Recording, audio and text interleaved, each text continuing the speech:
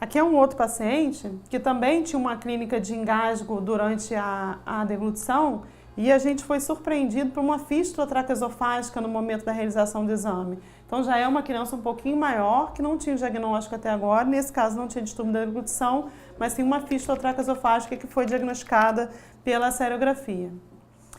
Esse é um outro caso que demonstra muito bem a localização do ângulo de trás e o mau posicionamento das alças intestinais. Então aqui a gente tem o normal, esse aqui é um duodeno de aspecto normal, formando o arco em C, né? E aqui é quando a gente tem uma rotação, que esse duodeno ele não forma o arco e as alças de Delgado se localizam todas do lado direito do abdômen. As obstruções duodenais, o diagnóstico de precisão ele é dado pela serografia, mas muitas vezes já no ultrassom a gente consegue sugerir que haja uma obstrução desse duodeno. Então esse é um paciente que veio para avaliar refluxo pela ultrassonografia, que é um outro método que a gente pode avaliar também com grande propriedade, a presença de refluxo, mas que não é um método ouro para a gente avaliar todas essas anomalias que a gente está vendo aqui na serografia. E durante essa realização do ultrassom para avaliação do refluxo, a gente viu um refluxo muito importante, quase que contínuo durante todo o exame. Então a gente ainda no ultrassom foi pesquisar se ele tinha algum tipo de obstrução, como uma estenose hipertrófica de pylori, já que era um paciente pequeno, e a gente se surpreendeu com um duodeno persistentemente cheio e distendido durante toda a realização do exame. Então a gente sugeriu que se tratava de uma obstrução duodenal e esse paciente foi então encaminhado para a serografia. Na serografia a gente confirmou esse estômago bem grande, com contrações importante, tentando vencer essa obstrução. Aqui está o piloro e aqui o grande duodeno, primeira e segunda porções do duodeno bastante distendidas e aqui a área de estenose duodenal. Então essa criança aqui tinha uma estenose duodenal, sem diagnóstico, ela tinha ainda uma semana de vida e tinha vômitos importantes. Alguns outros tipos de obstrução que a gente também pode ver saindo agora um pouquinho do refluxo, são obstruções que infelizmente a gente ainda vê, principalmente no serviço público, como é esse caso aqui, dessa criança que veio com história de vômitos e dor abdominal importante, e o que a gente tinha aqui na radiografia é essa imagem ocupando quase todo o hemiabdômen direito, a imagem que a gente chama em miolo de pão, e se tratava de uma obstrução por ascaris. Então a gente ainda hoje em dia vê crianças obstruídas por ascaris e elas ainda aparecem aqui no hospital. Aqui é a mesma criança com obstrução por ascaris, aqui é um outro exame, a gente só para demonstrar o ascaris aqui durante um exame contrastado, então aqui era o trânsito intestinal e a gente via essa falha de enchimento aqui linear, trata-se de um ascaris que foi visualizado durante esse exame. Então o ascaris ainda é uma realidade brasileira. Algumas outras patologias abdominais também muito frequentes, dentre elas a apendicite. A apendicite é uma patologia frequente, a gente agora não está mais naquele lactente, a gente está na criança maior, principalmente no adolescente. Então, o que a gente vai encontrar na apendicite? Primeiro, qual é o exame que a gente vai solicitar? Além da rotina de abdômen agudo, que a gente já falou que é sempre a primeira imagem a ser solicitada, o ultrassom, ele em criança vai ser um método excelente para se fazer o diagnóstico de apendicite. Então, como a gente faz? A partir do momento que a gente visualiza esse apêndice, que esse apêndice tem um diâmetro maior do que 0,6 centímetros, geralmente repleto de secreção, E em alguns momentos a gente vê a parede desse apêndice espessada e a gente pode ver também o apendicolito.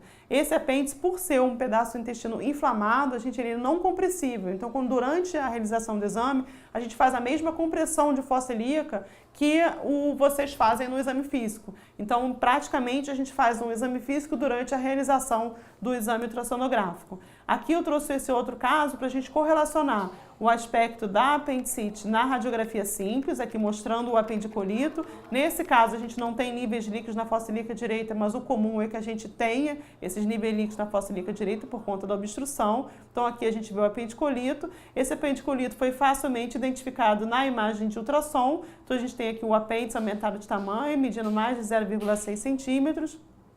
E o apendicolito no terço médio desse apêndice. E aqui a correlação com a peça cirúrgica. Você vê que a imagem que a gente tem no ultrassom, ela é uma imagem muito semelhante ao da peça cirúrgica, Então aqui o apêndice, uma apendicite de ponta, e aqui esse apêndice já aberto, e aqui o apendicolito que a gente tinha identificado aqui no ultrassom.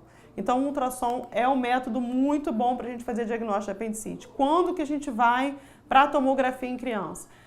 Hoje em dia obesidade já é uma realidade, então eventualmente na criança obesa a gente não consegue fazer o diagnóstico pelo ultrassom, então a gente lança a mão da tomografia nos casos de alta suspeita clínica ou nos casos de complicação.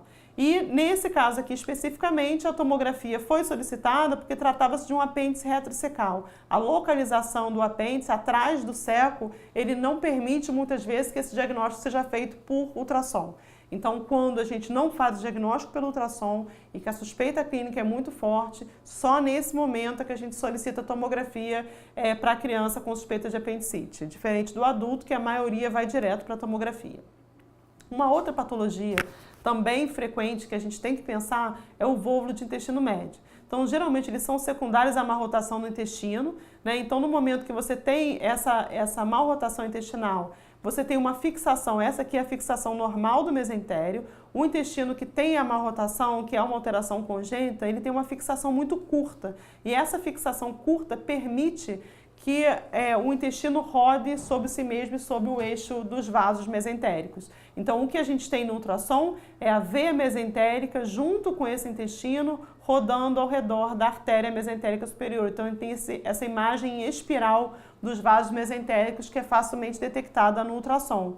Né? Já na serografia, isso se traduz pela rotação do intestino, formando o sinal do saca-rolha ao redor dos vasos mesentéricos. E aqui uma imagem do néter para a gente fazer a correlação dessas imagens, dessas alças rodando em volta dos vasos mesentéricos, né? Então, o vôvulo é uma urgência cirúrgica. Em curto espaço de tempo, a gente vai ter um sofrimento dessas alças intestinais por conta da compressão desses vasos. Então, no momento que se faz o diagnóstico de vôvulo, rapidamente o cirurgião deve ser chamado para a gente poder fazer essa desobstrução. Aqui é uma serografia mostrando essa criança tinha um vôvulo mesentérico, que a gente tentou fazer a serografia, só que nesse caso aqui, a gente encheu o estômago de bário, o bário passava para a primeira e segunda porção do duodeno e como estava rodado, como estava obstruído, esse bário daqui não passou. A gente não fica enrolando com essa criança em sala de exame. No momento que a gente vê que tem uma obstrução, nessa criança a gente já tinha feito o ultrassom, tinha visto a rotação dos vasos mesentéricos, a gente chamou o cirurgião para poder tentar resolver. Aqui é um outro caso, mostrando uma pobreza importante de gases e alças intestinais no raio-x simples de abdômen, mostrando apenas um nível líquido a nível do estômago, né? O ultrassom mostrou a inversão da posição dos vasos mesentéricos, a veia, nesse caso aqui, localizava-se à esquerda da artéria mesentérica superior, e aqui a peça cirúrgica, né, durante o ato cirúrgico, mostrando essa rotação do intestino ao redor da artéria e veia mesentérica. A invaginação intestinal também é uma patologia que frequentemente a gente vê nas emergências pediátricas e no dia a dia dos hospitais, principalmente. Não é uma patologia de consultório, mas é uma patologia frequentemente encontrada nas emergências pediátricas, né? A invaginação nada mais é do que a intuscepção, a entrada de parte do intestino dentro do intestino amontante. Na maioria das vezes ela é ileocecal, tá? Então 82% dela ela é ileocólica e 90% dela de etiologia idiopática. Então a gente pode ter um linfonodo como cabeça dessa invaginação, mas sem etiologia patológica, na maioria das vezes, das crianças pequenas. A faixa etária que a invaginação mais frequentemente ocorre é antes do primeiro ano de vida. Nas invaginações intestinais depois desse primeiro ano de vida, aí sim a gente começa a pensar em cabeça de invaginação patológica e nesses casos a gente já não vai tentar desinvaginar por imagem, né? Então a clínica da invaginação é mais do que conhecida de vocês, é dor abdominal aguda, palidez cutânea, vômito, ausência de evaculação ou eliminação de muco, sangue pelo reto, que é a famosa gereia de morango, né? E no exame físico a gente vai ter a massa palpável, que constitui a cabeça da invaginação. O diagnóstico, então, é clínico. A radiografia simples pode mostrar para a gente onde está essa cabeça de invaginação e a distensão das demais alças intestinais. E o ultrassom é um excelente método para a gente fazer esse diagnóstico. Então, aqui a gente tem uma radiografia simples mostrando o sinal da chave inglesa e aqui a cabeça da invaginação, que já está ao nível do cólon transverso, né? Então, isso aqui é a alça invaginada e aqui a alça amontante. Aqui, mais uma vez, a gente tem uma radiografia simples mostrando aqui a cabeça da invaginação e aqui o aspecto dessa invaginação no ultrassom. Aqui a gente tem a alça invaginada que dá o sinal do donut, né? Daquele biscoitinho americano que é bem redondinho. Aqui é a alça que está invaginada e aqui a alça interceptada. E aqui uma imagem longitudinal mostrando 2 linfonodos no interior dessa alça intestinal invaginada. Aqui uma outra imagem de vaginação intestinal, é uma imagem muito fácil da gente fazer no ultrassom, a maioria das invaginações ela fica muito próximo da parede abdominal, então é um diagnóstico ultrassonográfico bastante tranquilo. A gente sempre usa o Doppler para fazer durante a avaliação da invaginação intestinal, porque o Doppler vai mostrar para a gente que a vascularização dessas alças, que elas estão presentes, que essa alça não está sofrendo ainda de maneira importante, a vascularização dela ainda está presente e isso permite com que a gente tente desinvaginar essa criança ainda no serviço de radiodiagnóstico, né? Que não seja uma desinvaginação cirúrgica. Então, como a gente faz aqui no Rio de Janeiro, a gente faz a redução hidrostática, né? Então, a gente coloca o soro fisiológico diluído com a 10% do contraste, e a gente coloca uma sonda retal na criança e esse soro vai entrar no intestino e empurrar essa alça invaginada até a sua topografia habitual. Isso pode ser acompanhado, esse processo pode ser acompanhado tanto via ultrassom quanto via exame contrastado, quanto via raio-x. Depende da experiência e da disponibilidade do método que você tem no seu serviço, tá?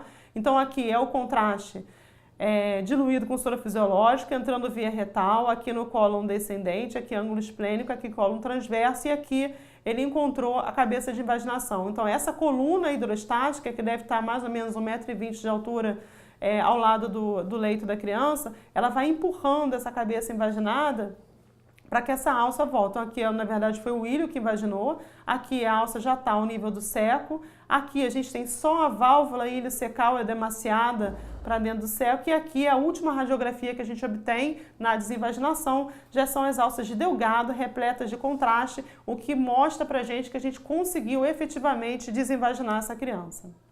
E o último tema que eu acho importante a gente abordar é a constipação intestinal na criança.